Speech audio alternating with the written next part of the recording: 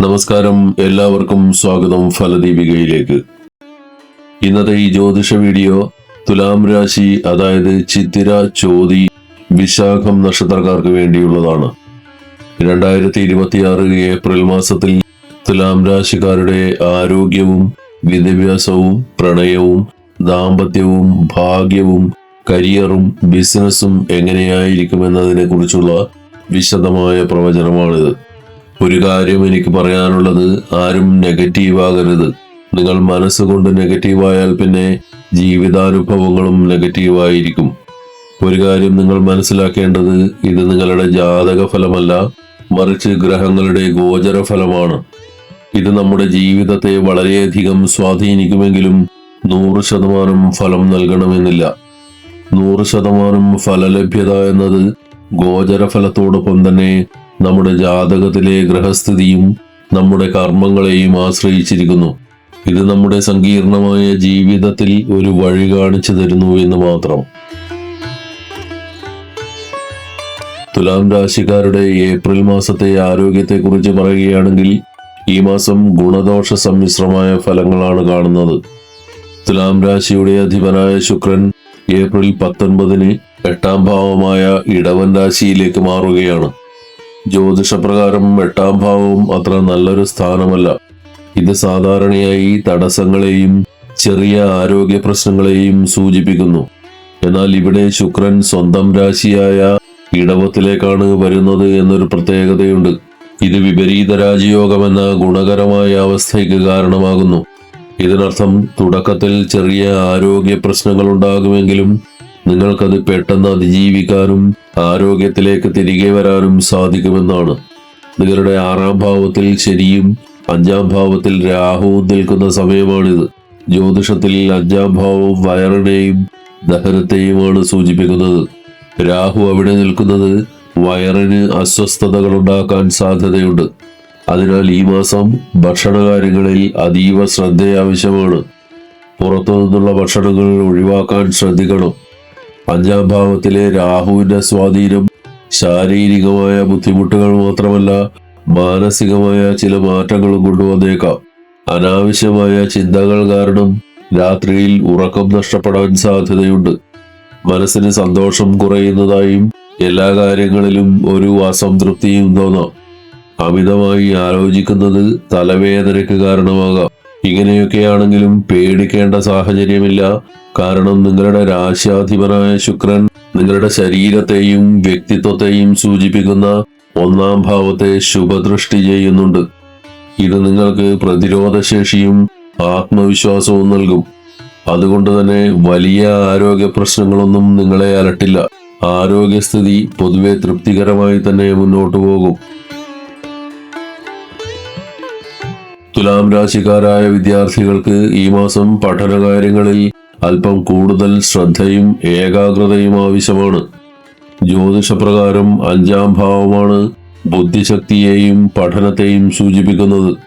ഈ മാസം നിങ്ങളുടെ 5ാം ഭാവത്തിലാണ് ബുധനും രാഹുവും ഒന്നിച്ചു നിൽക്കുന്നത്. വിദ്യയുടെ അധിപനായ ബുധനോടൊപ്പം രാഹു നിൽക്കുന്നത് പലപ്പോഴും മനസ്സിനെ ചഞ്ചലമാക്കാൻ കാരണമാകും. അതായത് പഠിക്കാനിരിക്കുമ്പോൾ ശ്രദ്ധ മാറുകയോ അല്ലെങ്കിൽ പഠിക്കുന്ന കാര്യങ്ങൾ പെട്ടെന്ന് മനസ്സിലാക്കാൻ പ്രയാസം അനുഭവപ്പെടുകയോ ചെയ്തേക്കാം.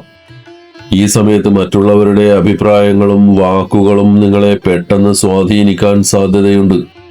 കൂട്ടുകാർ പറയുന്ന കാര്യങ്ങൾ കേട്ട് നിങ്ങളുടെ പഠന രീതി മാറ്റാനോ അല്ലെങ്കിൽ പഠനത്തിൽ നിന്ന് ശ്രദ്ധ തിരിക്കാനോ ഉള്ള പ്രേരണയുണ്ടായേക്കാം. മറ്റുള്ളവരുടെ തീരുമാനങ്ങൾക്ക് പിന്നാലെ പോകാതെ സ്വന്തം ലക്ഷ്യത്തിൽ ഉറച്ചു നിൽക്കാൻ ഈ മാസം ശ്രദ്ധിക്കണം. പഠനത്തിന് കൃത്യമായ ഒരു ടൈം ടേബിൾ ഉണ്ടാക്കുന്നത് ഈ ചഞ്ചലാവസ്ഥയെ മറികടക്കാൻ സഹായിക്കും.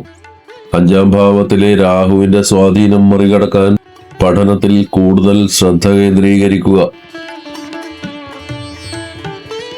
തുലാം രാശിക്കാരുടെ ഏപ്രിൽ മാസത്തെ ദാമ്പത്യ ജീവിതം പരിശോധിച്ചാൽ ചില ചെറിയ പ്രശ്നങ്ങൾ ഒഴിച്ചു നിർത്തിയാൽ പൊതുവെ ഗുണകരമായ ഫലങ്ങളാണ് കാണുന്നത്.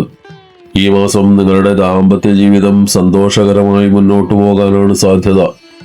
നിങ്ങളുടെ രാശ്യാധിപനായ ശുക്രൻ 7ാം ഭാവത്തിൽ നിൽക്കുന്നത് പങ്കാളിയുമായുള്ള ബന്ധത്തിൽ സ്നേഹവും അടുപ്പവും നിലനിർത്താൻ സഹായിക്കും. എങ്കിലും ചില കാര്യങ്ങളിൽ ജാഗ്രത പാലിക്കുന്നത് നന്നായിരിക്കും. ഈ സമയത്ത് നിങ്ങളുടെ ജീവിത പങ്കാളി അല്പം മൂടിയാകാൻ സാധ്യതയുണ്ട്. ചെറിയ കാര്യങ്ങൾക്ക് പോലും അവർ പെട്ടെന്ന് പ്രകോപിതരാവുകയോ അല്ലെങ്കിൽ ആരോടും മിണ്ടാതെയിരിക്കുകയോ ചെയ്തേക്കാം.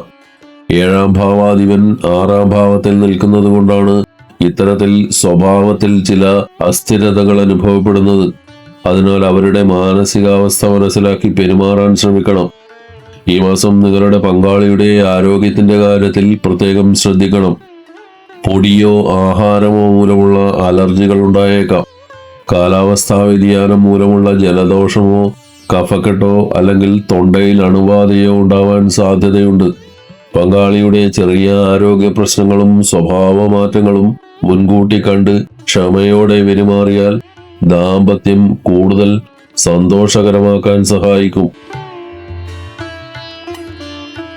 തുലാം രാശിക്കാർക്ക് ഏപ്രിൽ മാസം സാമ്പത്തികമായും തൊഴിൽപരമായും വലിയ മാറ്റങ്ങൾ കൊണ്ടുവരുന്ന മാസമാണ്. നിങ്ങളുടെ ഭാഗ്യാധിപനായ ബുധൻ ഏപ്രിൽ 11 ശേഷം 6ാം ഭാവത്തിലേക്ക് മാറുകയാണ്. ജ്യോതിഷപ്രകാരം 6ാം ഭാവം അത്ര അനുകൂലമായ സ്ഥാനമല്ല. വസ്തു വാങ്ങാനോ ഓഹരി വിപണിയിലോ മറ്റോ വലിയ തുക നിക്ഷേപിക്കാൻ നിങ്ങൾ പദ്ധതിയിടുന്നുണ്ടെങ്കിൽ അത് ഏപ്രിൽ 11 മുമ്പ് ചെയ്യുന്നതാണ് ഏറ്റവും ഉചിതം. അതിനുശേഷം നഷ്ടങ്ങൾ വരാൻ സാധ്യതയുണ്ട്. തൊഴിൽ മേഖലയിൽ തുലാം രാശിക്കാർക്ക് ഈ മാസം പുതിയ പ്രതീക്ഷകൾ നൽകുന്നുണ്ട്. ഏപ്രിൽ 14 ശേഷം പുതിയ ജോലി അന്വേഷിക്കുന്നവർക്കും നിലവിൽ ജോലിയില്ലാത്തവർക്കും വളരെ നല്ല അവസരങ്ങൾ വന്നു ചേരും. അഭിമുഖങ്ങളിൽ വിജയിക്കാനും അനുകൂലമായ മറുപടികൾ ലഭിക്കാനും ഈ സമയം സഹായിക്കും. ഇപ്പോഴുണ്ടാകുന്ന മാറ്റങ്ങൾ ഒരു തുടക്കം മാത്രമാണ്. നിങ്ങളുടെ കരിയറിലെ ഏറ്റവും വലിയ പോസിറ്റീവ് മാറ്റങ്ങൾ സംഭവിക്കാൻ പോകുന്നത് ജൂൺ 2 ശേഷമാണ്. അന്ന് വ്യാഴം നിങ്ങളുടെ 10ാം ഭാവത്തിലേക്ക് മാറുന്നതോടെ വലിയ സ്ഥാനക്കയറ്റമോ മികച്ച തൊഴിൽ സാഹചര്യങ്ങളോ നിങ്ങളെ തേടിയെത്തും. ജോലിസ്ഥലത്ത് അനാവശ്യമായ കൂട്ടുകെട്ടുകളിൽ നിന്ന് വിട്ടുനിൽക്കാൻ ശ്രദ്ധിക്കണം.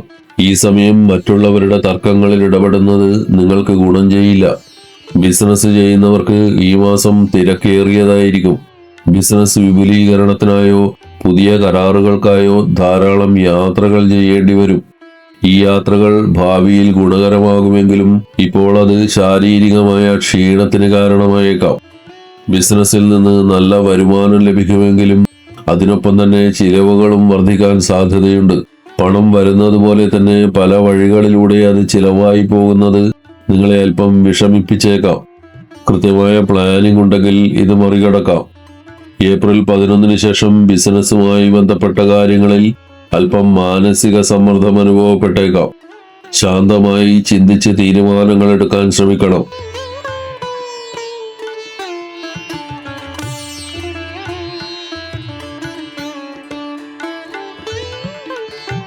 തുലാം രാശിക്കാർക്ക് ഈ വർഷം നേട്ടങ്ങളും വെല്ലുവിളികളും നിറഞ്ഞ ഒരു മിശ്രഫലമാണ് കാണുന്നത്. പൊതുരംഗത്ത് പ്രവർത്തിക്കുന്നവർ അല്പം ജാഗ്രത പാലിക്കണം. നിങ്ങൾ ഒട്ടും പ്രതീക്ഷിക്കാത്ത സമയത്ത് ചില തിരിച്ചടികൾ ഉണ്ടായേക്കാം. പദവികൾ നിലനിർത്താൻ കൂടുതൽ പ്രയത്നം ആവശ്യമാണ്. വക്കീലന്മാരോ കോടതിയുമായി ബന്ധപ്പെട്ട് പ്രവർത്തിക്കുന്നവരോ ആണെങ്കിൽ ഈ വർഷം അതീവ ശ്രദ്ധ പുലർത്തണം.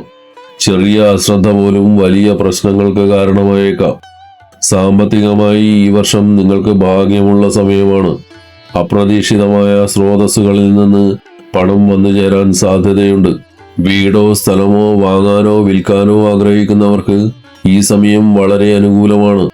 ഇതിൽ നിന്ന് നല്ല ലാഭം പ്രതീക്ഷിക്കാം. ജോലിയിലും ബിസിനസ്സിലും പഠനത്തിലും ഇതൊരു പരീക്ഷണ കാലഘട്ടമാണ്. കാര്യങ്ങൾ വിചാരിച്ച പോലെ വേഗത്തിൽ നടക്കണമെന്നില്ല. കഠിനാധ്വാനം ചെയ്താൽ പുരോഗതിയുണ്ടാകും.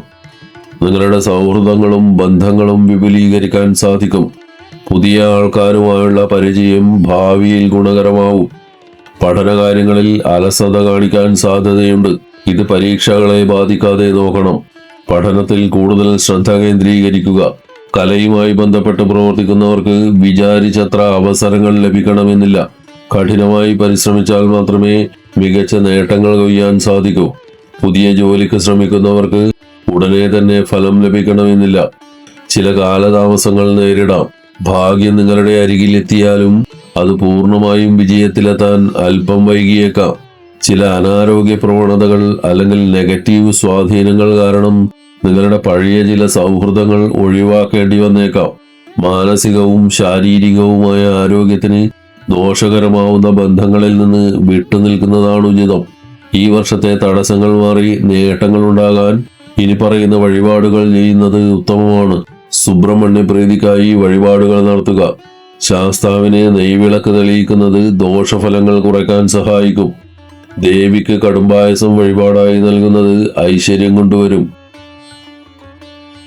തുലാം രാശിക്കാർക്കായുള്ള ഏപ്രിൽ മാസത്തെ ഫലപ്രവചനങ്ങൾ ഇവിടെ പൂർണ്ണമാകുന്നു. വീഡിയോ ഇഷ്ടപ്പെട്ടാൽ ലൈക്ക് ചെയ്യുക, ഷെയർ ചെയ്യുക. കൂടുതൽ ജ്യോതിഷ അറിവുകൾക്കായി ഫലദീപിക സബ്സ്ക്രൈബ് ചെയ്യുക. എല്ലാവർക്കും നന്മകൾ ഉണ്ടാവട്ടെ. ഹരി ഓം.